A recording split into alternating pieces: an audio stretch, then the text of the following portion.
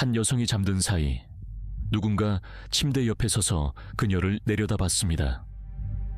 다음 날 아침 그녀의 손목엔 누구도 설명할 수 없는 5개의 멍이 남아 있었습니다.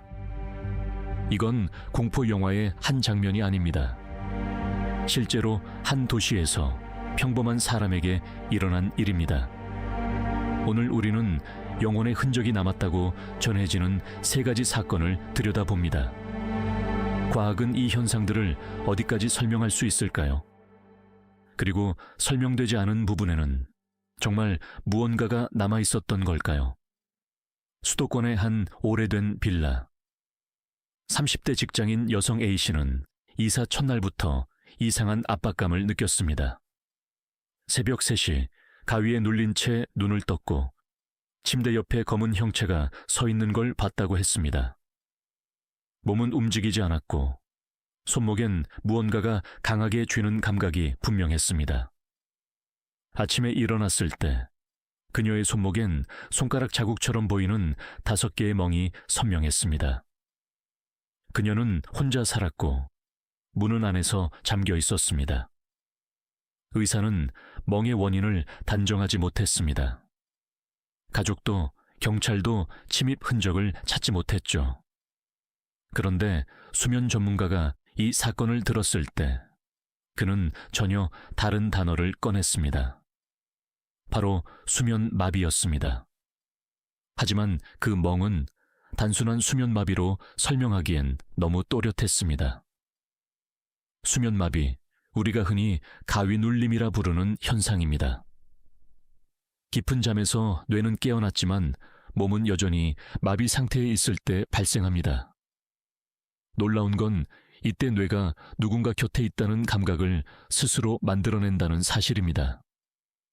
연구자들은 이를 침입자 환각이라 부릅니다.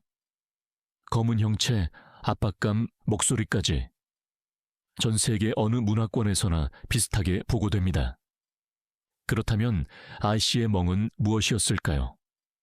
심리학자들은 이렇게 설명합니다.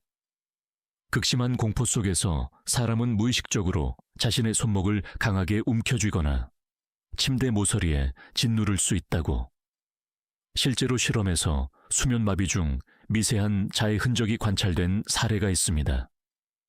과학은 검은 형체의 정체를 뇌의 작용으로 돌려놓았습니다. 깔끔한 결론처럼 보였죠. 하지만 2번째 사건은 이 설명을 정면으로 흔들어 놓습니다. 부산의 한 가정. 어머니를 갑작스럽게 떠나보낸 딸 B씨는 장례를 치른 지 사흘째 되던 밤 휴대폰이 울리는 소리에 잠을 깼습니다. 화면엔 어머니의 이름이 떠 있었습니다. 떨리는 손으로 전화를 받았지만 들린 건 잡음 사이로 흐르는 익숙한 숨소리뿐이었습니다. 통신사 기록을 확인했지만 그 시각 그 번호에서는 어떤 발신 기록도 없었습니다. 어머니의 휴대폰은 이미 정지된 상태였죠. B씨는 어머니가 마지막 인사를 하러 왔다고 믿었습니다. 가족들도 그 통화를 부정하지 못했습니다.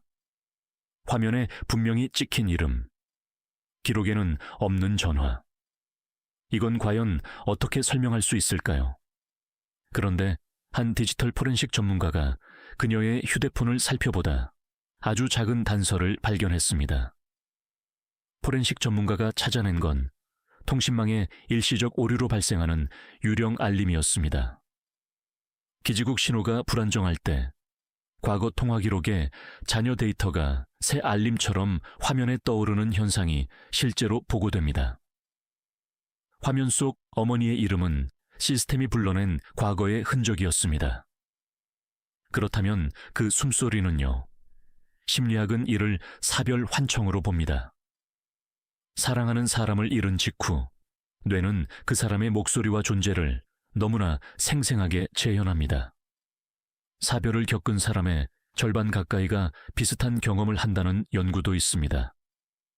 슬픔은 환각이 아니라 사랑이 남긴 기억의 메아리였던 겁니다. B씨의 사건은 과학으로 설명됐습니다. 그러나 마지막 3번째 사건은 전문가들조차 끝내 입을 다물게 만들었습니다. 강원도의 한 폐교를 답사하던 영상 제작팀. 그들은 빈 복도를 촬영하던 중 아무도 없던 교실 창가에서 사람 형상이 스쳐 지나가는 장면을 담았습니다. 처음엔 빛 반사로 여겼습니다. 그런데 같은 시각, 세 대의 카메라가 각기 다른 각도에서 같은 형상을 포착했습니다. 전문가들은 렌즈 결함, 먼지, 반사광 가능성을 하나씩 검증했습니다. 빛 반사로 보기엔 형상은 입체적이었고, 먼지로 보기엔 움직임이 일관됐습니다. 영상 분석가는 결국 이렇게 말했습니다. 설명할 수 있는 모든 가능성을 배제하고도 남는 것이 있다. 과학은 정직합니다. 모르는 것을 모른다고 말합니다. 세상의 수많은 영적 현상은 뇌와 환경의 작용으로 풀립니다. 하지만 아주 드물게 모든 설명을 통과하고도 남는 흔적이 있습니다. 그것이 영혼인지 아직 우리가 모르는 자연의 법칙인지는 누구도 단정할 수 없습니다. 과학은 세 사건 중 둘을 설명해냈고 하나 앞에서는 솔직하게 침묵했습니다.